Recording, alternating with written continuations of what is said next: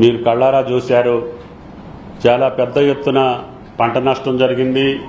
అదేవిధంగా ఇన్ఫ్రాస్ట్రక్చర్ కూడా కెనాల్స్ కానీ, రోడ్స్ కానీ, ట్యాంక్స్ కానీ పెద్ద ఎత్తున బ్రీచ్ అయినాయి. సుమారు 10,000 కోట్లకి నష్టం జరిగిందని ప్రాథమిక అంచనా ద్వారా మా రాష్ట్ర ప్రభుత్వం, మా ముఖ్యమంత్రి గారు కేంద్ర ప్రభుత్వానికి సమర్పించడం జరిగింది. దానికి సహకరించి కేంద్రం నుంచి పెద్ద ఎత్తున వరద సాయం కావాలి అని చెప్పి ఆయన దగ్గర ప్రతిపాదించడం జరిగింది. ఆయన గారు తప్పకుండా నేను నా కమిటీలో మెంబర్ని, అమిత్ షా గారికి కూడా నేను జిల్లా వచ్చిన తర్వాత నేను మీకు ఆ రిపోర్టు ఆయనకి సబ్మిట్ చేయడం జరిగింది. నిన్న జరిగినటువంటి కరువుకు సంబంధించినటువంటి కేంద్ర సభ్యులు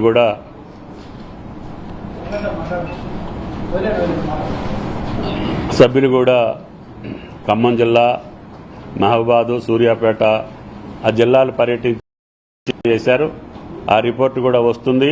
త్వరలోనే మీకు సాధ్యమైనంత కాడికి న్యాయం చేస్తానికి ప్రయత్నం చేస్తానని చెప్పి వ్యవసాయ మంత్రి గారు కూడా చెప్పారు.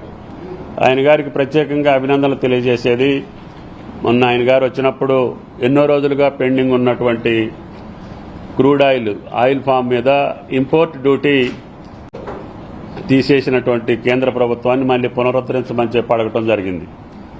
అది ఆంధ్రప్రదేశ్కి, తెలంగాణ రాష్ట్రాలకి పెద్ద ఎత్తున పండించేటటువంటి రైతులు ఉన్నారు. ఆ రైతులకి మేలు జరగాలంటే ఇంపోర్ట్ డ్యూటీ మళ్లీ మీరు ఇంపోజ్ చేస్తే తప్ప ఆయిల్ ఫామ్ రైతులు ముందుకొచ్చి వేసే అవకాశం లేదు. తెలంగాణలో మంచి అవకాశం ఉంది. గత ప్రభుత్వాల్లో తెలంగాణ ప్రభుత్వంలో ఆయిల్ ఫామ్ వేసే అవకాశం లేకుండే. కేవలం ఆంధ్రప్రదేశ్, అదేవిధంగా ఖమ్మం జిల్లా వరకే పర్మిషన్ ఉండేది. ఇంతకుముందు కేంద్ర ప్రభుత్వం తెలంగాణ మొత్తానికి కూడా ఆయిల్ ఫామ్ వేసుకునేదానికి అవకాశం ఇచ్చింది.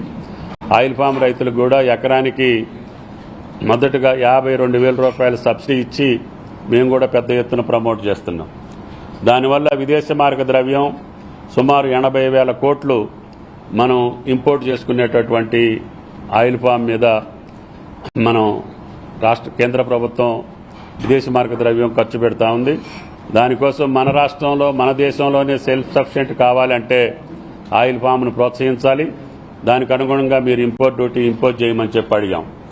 దానికి ఆయన గారు పెద్ద మనసుతోటి 25.7% ఇంపోర్ట్ డ్యూటీ ఇంపోజ్ చేశారు, జీవో ఇచ్చారు.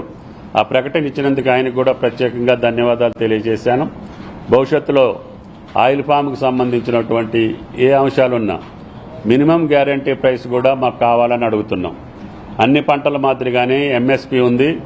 ఆయిల్ ఫామ్కు కూడా మినిమం గ్యారంటీ ప్రైస్ ఉంటే రైతులు భరోసాతోటి వ్యవసాయం చేసే అవకాశం ఉంటుంది.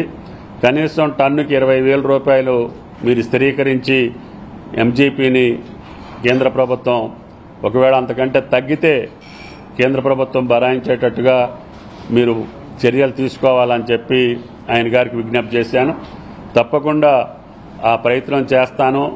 మీరు ఒకసారి మీ అధికారులతో పాటు వచ్చి దాని వివరాలన్నీ ఇవ్వండి. ఈ ప్రభుత్వం రైతుల కోసం ఎంత వీలైతే అంత చేద్దామని చెప్పి ఆయన గారు మాట ఇచ్చారు. దానికి కూడా ధన్యవాదాలు.